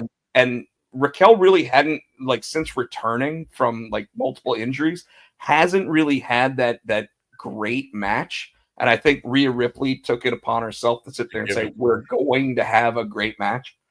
And I thought it was a great match. If I have to say anything kind of took me out of the match a little bit, it was when the referee was holding that table so that they could do that spot on top of the table and do the riptide, off the top rope. So I was a little taken aback by that, but otherwise I do think that it was Raquel's best performance since coming back. Rhea Ripley gets the win. I don't think anybody won, didn't she? No, Rhea got the riptide. Oh, that's right. That's right. She got jumped afterwards. That's right. Yeah, and it was Roxanne actually, unfortunately, tried to help. That's Raquel, right. And it did not work out in their favor. Next matchup, I believe, was Sami Zayn versus Karrion Kross. Love that Sammy's coming out with the the headdress and everything, and that they're just. I'm loving all the love he's getting coming out to in the Saudi crowd, because remember where he wouldn't go before because he wasn't, because of the religion, and now he's going and they fucking eat him up. Well, and a lot of that has to do with the fact that specifically, since because he's Syrian. I think so, yeah. Or half Syrian, half Canadian, whatever. Since Syria is not in conflict with Saudi Arabia right now, that's why he has joined, up and said, yeah, I'll be doing these as well. What's going on, Richard Walker? This match though, just a couple months ago, we're sitting there going, WWE doesn't know what they're doing with Karrion Kross. He's kind of got that Sean O'Hare gimmick from way back in the day, which was, I don't need to tell you anything you don't already know. Yeah. But here he is, sitting there, always being the, are you listening to me now? Are you going to follow my lead? Are you, and he's got that cult leader feel to him. And Turner wants them to push Karrion Kross and Scarlett, and I agree with them. Well, I'm going to say right now, again, a couple months ago, we're sitting there talking about how like we're almost like we don't know what they're doing with them. Like he's a bust. I don't know if you watched that Killer Cross documentary that he did the weekend of WrestleMania. That's on YouTube. I need to go watch that. I So watched baseball bats. Yeah, he broke 3 baseball bats using just his arms and legs. With his submission. Using the cross jacket. Yeah. He during that, so he did a documentary because he did the Josh Barnett's blood sport while he was in Vegas because they weren't using him on the WWE card. Right. So they actually showed his match from that and everything else that he did that weekend. And like he is one of those people that absolutely like just sounds like he is in this for the fans. Mm-hmm. Like he's doing it for himself, but he's doing it for the fans as much. Like he put out a tweet after this match happened where he said, like they kept saying, push Karrion Kross, do this, get on one of these shows. Saudi Arabia brought the crowd reaction for me, for myself and Scarlett, and it was great. And if you notice, it was really the first time we got to see that old entrance of him. Yep. With Scarlett doing the fall and pray and everything else, and so it really felt like this could be the start of something going forward. I need him to go back. Maybe not I need him to go back to the NXT, not when he came in there wearing the gladiator stuff. So shave his head again. He looks more menacing with the bald head. I can't get with him with the hair. You know what I mean? It's funny because as a bald man myself, I'm just jealous that he can still grow hair like that, and he was shaving his head. Like fuck you, Karrion Kross. like you can grow hair like that, and you weren't. What the fuck's wrong with you? So no, I don't need to see him cut. Like I don't need to see him cut his hair. If he did, I probably wouldn't even realize that he did it. But this match was a banger. Phenomenal. Like just when you thought Sammy was going to lose, I mean, he just followed in with that haluva kick out of nowhere. That was. I would like to see Sami Zayn look like he's going to win a match from start to finish. This entire match, I was like, this entire match, I was thinking to myself, they're just going to have Sammy basically get squashed by him. And for the most part, I mean, Sammy stuck in there, but Sammy looked like the underdog from the underground. Like he looked like he didn't. That's his thing. But he looked like he didn't have a chance in hell of winning this match. And then, like you said, out of nowhere, he hit the haluva kick and 1, 2, 3. Perfect. I guess I can get behind it. I love the match. I would like to see him look like more of a, if he's going to continue to sit there and say, I want a world title chance and I want to be able to win the world title, like I have to believe that he's going to be able to win the world title. And right now, if he just keeps coming up from underneath, he's never going to win the world title. Well, that's what I did before when he had the world title. Not the world title, or the Intercontinental title. Yeah, but see that again, like every week you thought he was going to lose that title. And then he held it for almost no time at all. Angry Lemonade. Like and subscribe, Angry Lemonade. That's Junior. All right, so then we got the Queen of the Ring finals. This one. No. We actually got something before this, I believe. Because wasn't Jacob Fatu versus Solo Sikoa before it? I don't remember. Yeah, it doesn't matter. This one I had a problem with. I'm okay. It's the pin I had a problem with. She hit her with the jaded, and she did her normal thing where she leaned all the way back. But she was pinned too. She was pinned. Her shoulders were down too. You know what though? this is the second year in a row, the Queen and King of the Rings, there's a match that has a disputable finish, right? Yeah, because So and Gunther last year, right? yeah, exactly. But remember, that also led to a follow-up match between the two of them. So I could totally see them having, maybe having a rematch at Evolution because her opponent sits there and says, "You lost the match too." Yeah. Like I I wouldn't could have totally. noticed that, right? I Her no, I focus was no, on that, too. absolutely noticed it. Absolutely Okay. noticed it. In fact, it looked like she knocked herself out. Because earlier Turner had said something. I'm like, he noticed it too. I'm like, so I wasn't the only one that noticed it. No, Her no, no. focus It is was it was a botch. And I think it was even noted on like other websites that it was a botch. okay. The match itself was fine for what it was. Jade Cargill's still not there to me. I think what's about to happen, again, it's going to come full circle. Naomi's going to cash in that title, and it's going to be Jade and Naomi for that title. Well, I think what it's actually going to be is Jade's going to beat Tiffany Stratton at SummerSlam, and then Naomi is going to come down and cash in. Mm. And Mm. and I know that will be a horrible moment for Jade Cargill, but I think that they're believing she's going to be a women's champion more than once in WWE anyway. But so far, I don't see it. And I definitely see more of it from Naomi right now, because Naomi is killing this character that she is. Angry Lemonade says too. I agree. Naomi does deserve a run. This character, this new, I'm digging it. I'm digging this. Proceed with caution. The way she does that is a little cringy, but her character, the attitude, I'll put it like that. Absolutely, the change of music, the change of attitude, the fact she's not doing the glow dance anymore. Like, I'm totally down for it. Totally down for it. Jacob Fatu versus Solo Sikoa for the United States Championship. Did it? I didn't like it.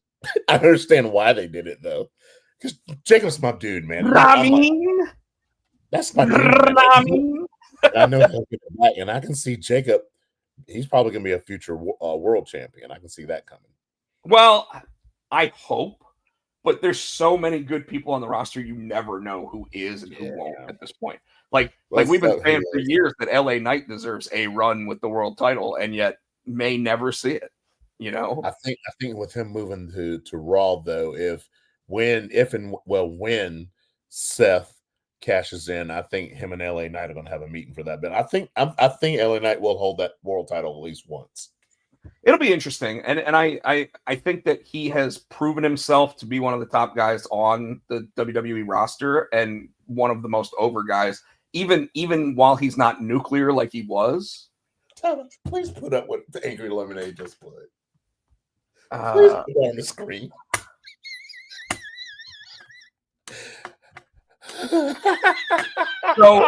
So Angry Lemonade and I were talking about this just, I think, last night, maybe the night before, and I sat there and said that Jeff Cobb looks like if you were to take Roman Reigns and just stretch him out.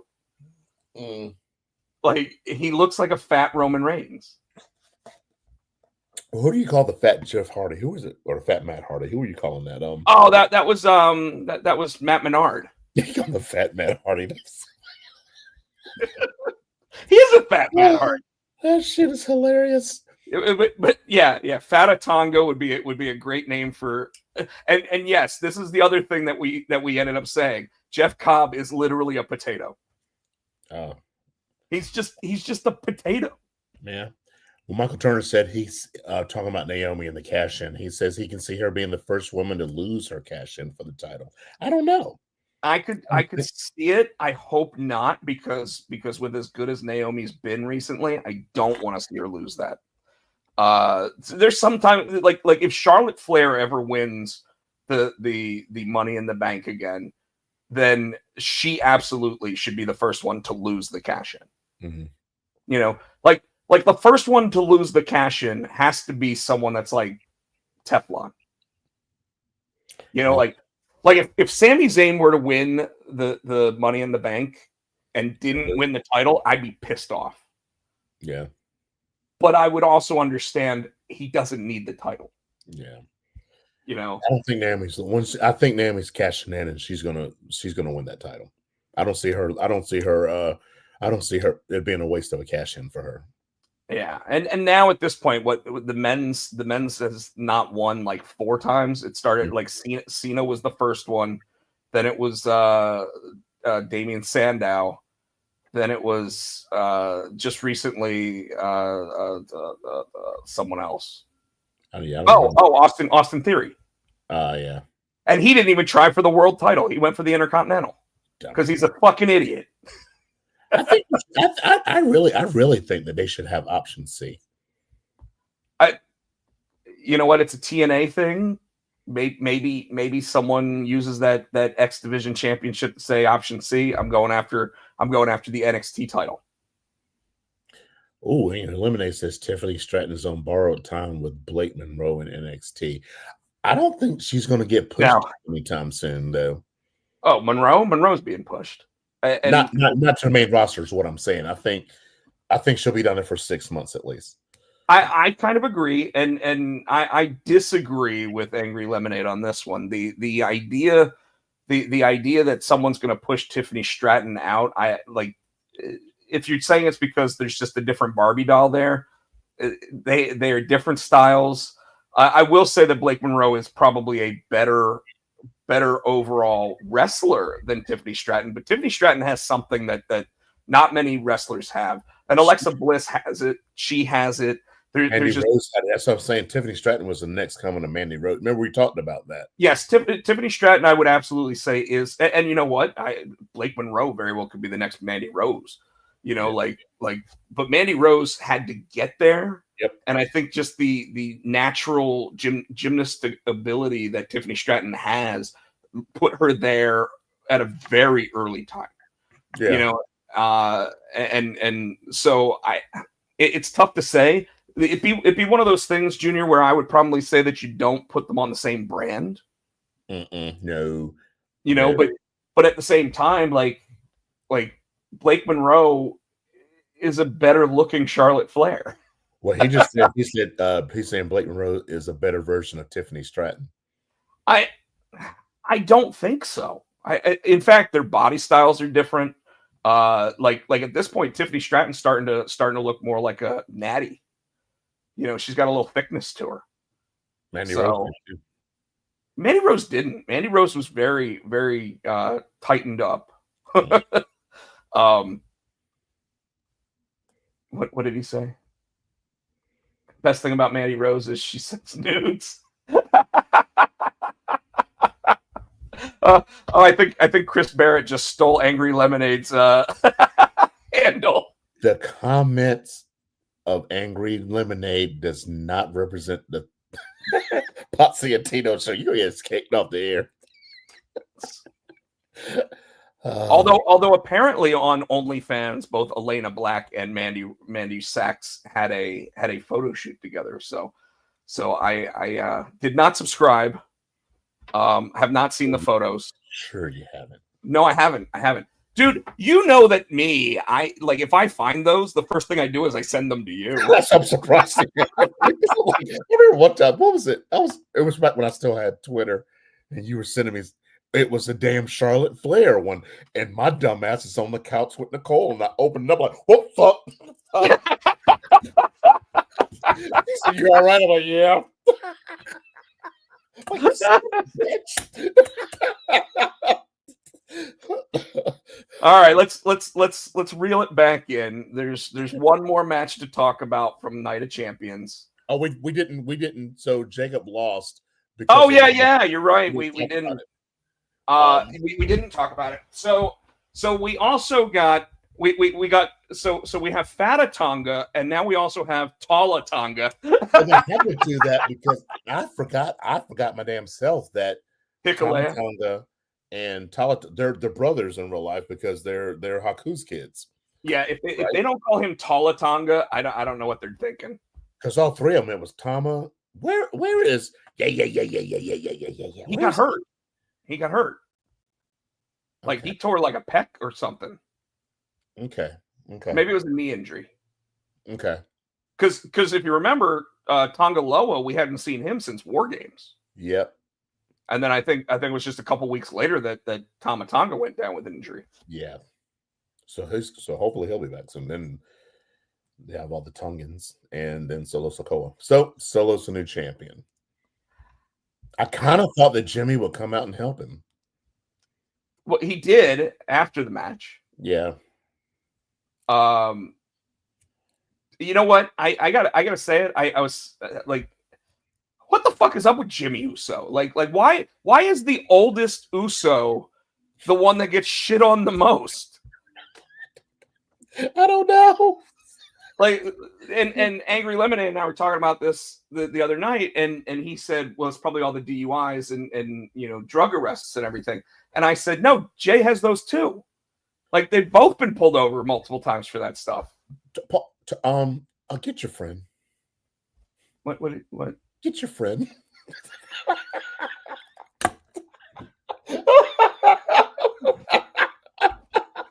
Well, I just like the fact that, again, they have to call him Tala Tonga because he's the tallest one, right? Tonga. Tonga. He's the action figure variant. Tonga. He's a half Native American, half the Tatonka Tonga. I don't know if you heard, but apparently the Sons of Tatanka actually got a dark match. So they were tested out. They wanted to see what they could do. Cool. I think they're on NIL contracts now. When is speaking of it's probably off, and we'll get real quick. Wasn't Braun Breaker's brother, the other Steiner, wasn't he supposed to be his cousin. That's right. It's Scott's kid, right? Yeah. He is now under NIL with. So he is. Okay. Yes. That became official about a month ago. Okay. Yeah. He posted the picture of him wearing his outfit with the chainmail. Like. Oh, I hadn't seen that one. I gotta look for that. That's awesome. Tonka tough.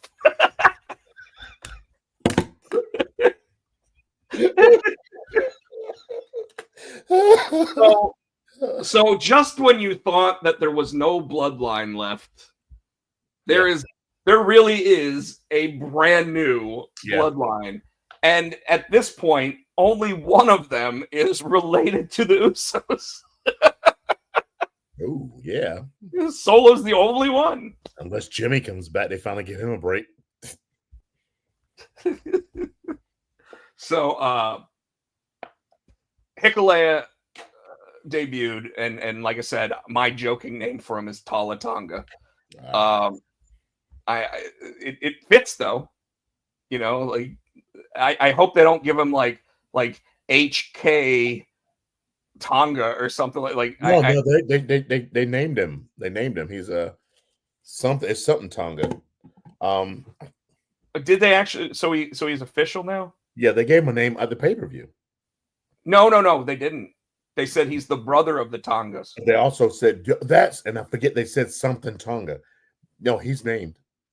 I could swear that every time they almost said his name, they didn't, for the same reason that they don't on like NXT. I have to find it. No, they named him. All right. Well, while you're looking that up, we'll go ahead and we'll pull up the final match of the night. John Cena versus CM Punk for the undisputed WWE Championship. So just so you know, that World Heavyweight Championship on Raw is not as cool as the undisputed championship on SmackDown. Yes. That John Cena is the never seen 17. Tala. So it is kind I of was right. Tala. Tala Tonga. That's what they call it. So I was right. They named it Tala Tonga.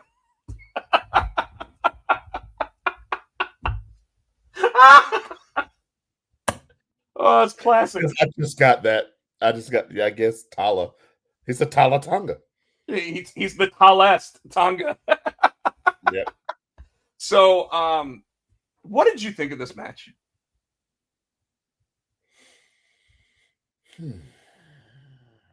I knew that Cena was going to get his win back because the last time they met, Punk took the belt and walked away. They specifically mentioned that in their history they were 3-3 against each other, and so John Cena now actually has 4-3. I thought that, remember we talked about he's not going to retire as a heel, right? So we've got what a little over about 5 months left. I thought this match, and it kind of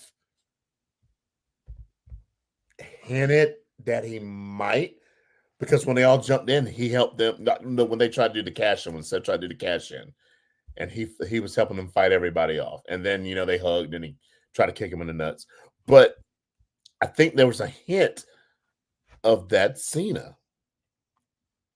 So there was, but at the same time, we've said this before in the past. What do you call a guy that always wins that starts getting cheered? A face. A baby face. Yeah. A baby face. So what is John Cena not doing that doesn't make him a baby face right now? He's getting cheered. The crowd is into him, and he's winning all of his matches. He's changing the concept of what a heel or a babyface is supposed to be, because he's given us exactly what we wanted for 20 plus years. He's winning the matches, and the crowd is eating it up. Now, here's the downside to it. He's doing it at a late stage in his career where he has absolutely lost more than one step. Yeah. There were multiple times, like when they tried to do that turn into the neck breaker that CM Punk does, like he really had to struggle John Cena into that move to get him to turn and everything else. And it looked like we were watching in slow motion. Yeah. In fact, it looked like the first couple matches that CM Punk had when he was in AEW, because he looked like he had lost a step. Now, at this point, I feel like CM Punk has gotten up to the level of speed that these other wrestlers are performing at. And, even him, what is he, 40, 46, 47? So, I mean, like, so you're running the risk there too. But I think that this John Cena character is slowly becoming babyface again. When we saw him and CM Punk hug it out, and then obviously that camera guy got the Cody cam on him, that same camera that we got at Elimination Chamber. Yeah. Like, we all knew that was going to happen, and it's just CM Punk's too smart to sit there and get kicked in the nuts in that moment, which was great. Michael said we should have gotten a cash in here. I agree, for no other reason than to have made this a triple threat, which means it's a no disqualification match. Mm-hmm. Because with all of the interference, how did no one get disqualified? Well, he tried to cash in. No. Well, he did. He did, and Cena was the one that stopped him. But, like, Cena knocking out Charles Robinson should have been an instant disqualification. He blindsided that dude. And I don't know if you saw the pictures of after everybody had left the arena. Charles Robinson was still laid out. No, he sold it like that? That is hilarious. Yes, they should have done Saudi Arabia rules. I took that down. The one thing I don't like about these John Cena matches is that they seem really competitive up until the point that they're not. And it seems to be some sort of shenanigans every single match. And it's not because John Cena's trying to ruin wrestling. It's because someone's always trying to ruin their match. And I don't like that. Like, I would love to see John Cena get it. Like, right now, it just feels like the Roman Reigns wins when he was a 4-year champion. The fact that, like, every single win was something causes it, like him to get the win. Yeah. And people get so mad that John Cena's doing this, but it's the exact same shit. And not every single PLE or Saturday night's main event needs to end with this huge calamitous main event. You can have a singles match. Yes. You know, like, and I guess when Cena finally loses the championship, that's going to be what it is. And it could be to Cody at SummerSlam. It might be to Cody at SummerSlam. Right now, I think that soon. Well, I mean, he's got 4 months left to either turn babyface again completely, or he's just going to go the rest of the year without losing. I mean, we probably only have 3 more matches in him. Yeah, because he did that count, and I can't remember how many more appearances he has. He's got like 15. Yeah, he's got to lose that soon. And Angry Lemonade says a double turn at SummerSlam. Maybe, and if it's not, then I could see Randy Orton like taking out Cody because he's still angry about losing King of the Ring. What happened to, and I think I know the answer to this, the whole thing that started this is Cena sold his soul to The Rock. We hadn't even heard or seen anything about that. You know what I mean? We haven't had. Well, that's because The Rock kind of just ruined that whole story when he went on the Pat McAfee show and he said I think that story's over because The Rock doesn't like losing followers. So every time he has to be the final boss and he's the bad guy, he runs the risk of hurting his brand, and he doesn't want to do that. But he at least have somebody take his place. I don't, you know what I mean? It's just that whole storyline. It's just, yeah, I agree. It leaves a bad taste in my mouth. It's like it's not finished. So there are a couple news things real quick to go over. Apparently, people are calling Tiffany Stratton racist for a recent statement that she made when she was leaving after her match at Saudi Arabia. What did she say? Well, so I want to put it in full context. The video is available online. There is a guy who's filming her and says, "You're just keeping that belt warm for Naomi," right? And she says something like, "Shut your mouth, boy. Tiffy's keeping this belt forever." And I mean, it was a grown ass man. He was African American, but I don't think you fucked up. That's where you fucked up. But she didn't mean anything by calling him boy. She's putting him back in his place. I understand that. I'm not saying, you know what I'm saying? I can see where it's coming from. You get what I'm saying? Yeah. You don't understand what I'm saying. No, I do. I do. Remember, I got my card. Jesus Christ. See, we can't even have a serious conversation because you gotta be a dumbass. But I think anybody who looks at this, like, why would she, like, it's did you see the video of CM Punk pushing the little kid away from him when they got into Saudi Arabia? So they're sitting there saying, "Oh, CM Punk apologizes to the Saudi people," but then he does this. And it's like a little kid coming up with a phone in his hand. And CM Punk just kind of like nudges the kid so he can keep walking to where he's going. You know, like, sure, he didn't stop. Sure, he didn't, you know, like pick the kid up and take a picture or whatever. But he was probably in a hurry. You know? Yeah. People, I think sometimes too, people are just getting a little too, they're soft. Overblown is what it is.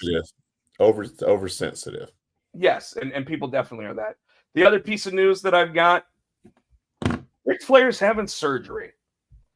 And the picture that he showed, so he's got these things on his head, so it looks like he's been falling down quite a bit. Also, don't know if you heard, apparently Ric Flair's been kicked out of the same restaurant in Tampa, Florida for shitting himself 6 times.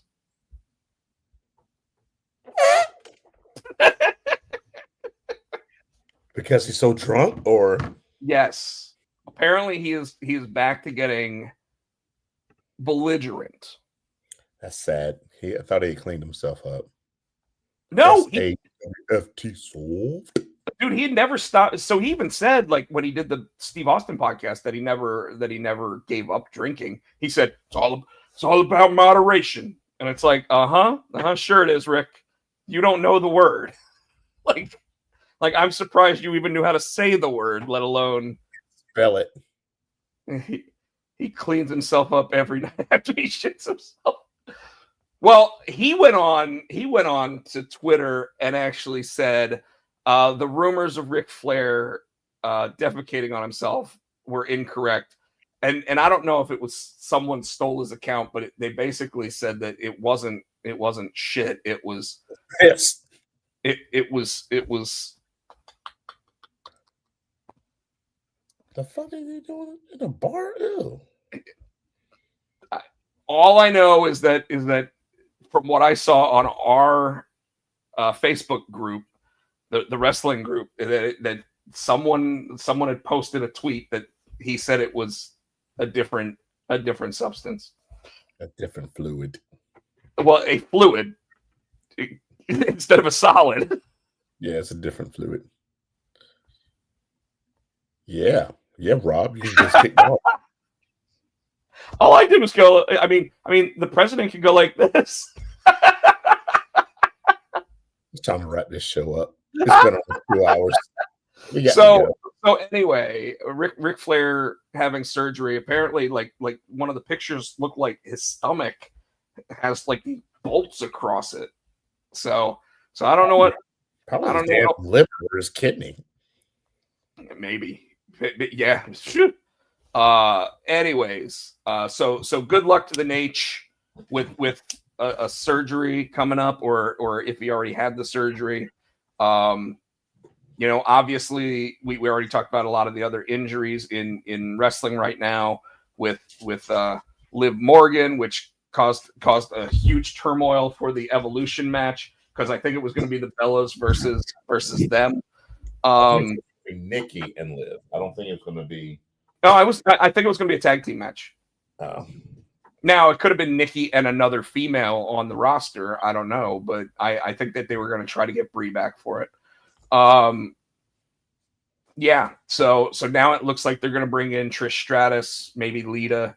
We'll see who else. I hope it's one of those events where they just show like some of the women of yesteryear in the audience, so that way we can get a Victoria sighting without having her have to have a match, kind of thing.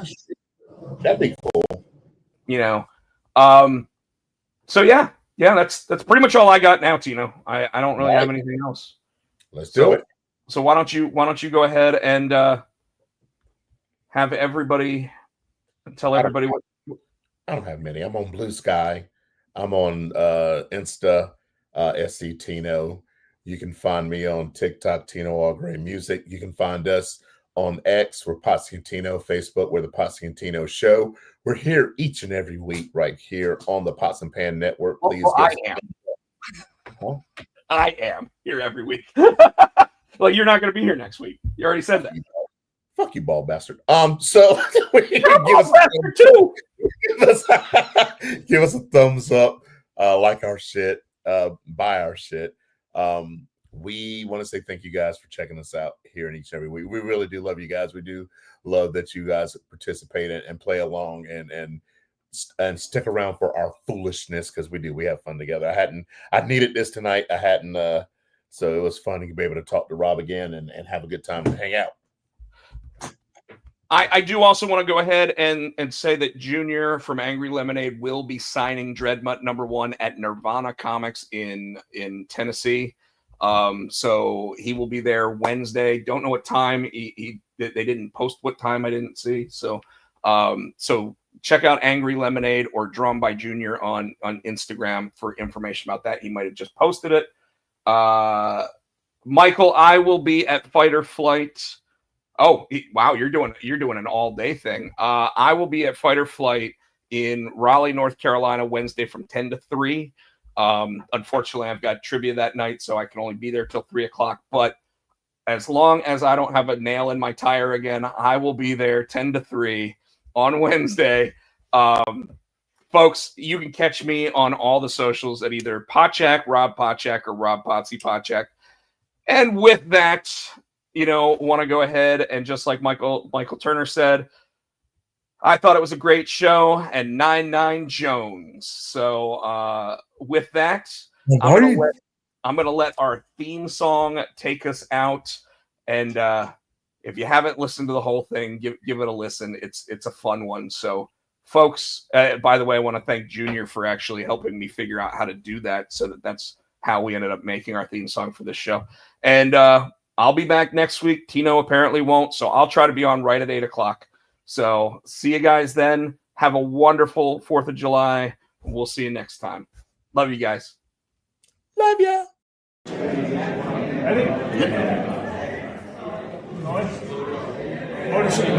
Potsy and Tino. For the Potsy and Tino show. Thanks for watching.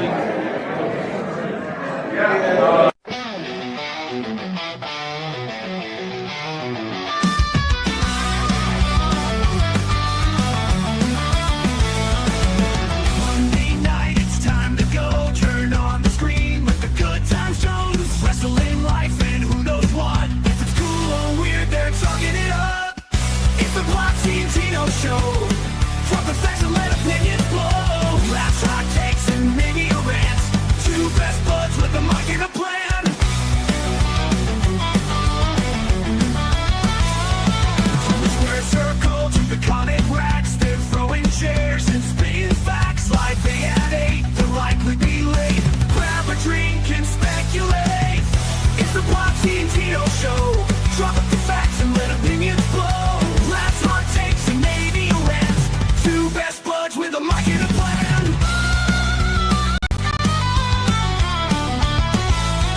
From the square circle to the comic racks, they're throwing chairs and spitting facts like that it ain't. They'll likely be late. Grab a drink and speculate. It's the Potsy and Tino show. Breaking it down with the buckle to glow. News, reviews, and a story or two. You never know what they're gonna do. So comment, subscribe, and like. It's time to roll with Potsy and Tino.